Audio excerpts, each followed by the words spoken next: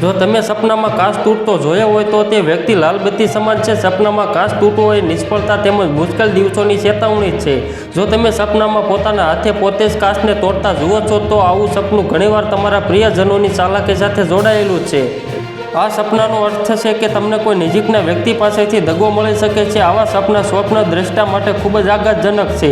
જો મહિલાઓ પોતાના સપનામાં તૂટેલો અરીસો જુએ છે તો તેનો પણ એક વિશિષ્ટ સંકેત છે. આવું સપનું આવે તો મહિલાઓએ આસપાસના લોકો પ્રત્યે સાવધાન રહેવું જોઈએ. આ એક નકારાત્મક સંકેત છે. તે ભવિષ્યમાં થનારી ઘટનાઓ જેવી કે આશાઓનું પતન, કોઈ સંબંધીનું મૃત્યુ, માનસિક વેદના, આંચુ અને દુઃખના પ્રતીકનું સંકેત છે. આ તમારી નજીકની વ્યક્તિની બેવડી માનસિકતાનો સંકેત હોઈ શકે છે જે તમને નુકસાન પહોંચાડી શકે છે. આવા લોકોથી અંતર રાખવું વધારે યોગ્ય રહે છે. સ્વપ્નમાં જો તમારા હાથમાં તૂટેલો કાચને જુઓ છો તો તે મહત્વપૂર્ણ પરિવર્તનનો સંકેત આપે છે. સપનામાં તૂટેલા કાચમાં અજાણી વ્યક્તિ દેખાય તો તેનો અર્થ એ થાય છે કે વાસ્તવિક જીવનમાં વ્યક્તિએ તેના વર્તન વિશે વિચારવાની જરૂર છે. આ સાથે તમારા મનપસંદ વ્યક્તિ સાથે વાતચીત કરવાની શૈલી બદલવાની જરૂર છે.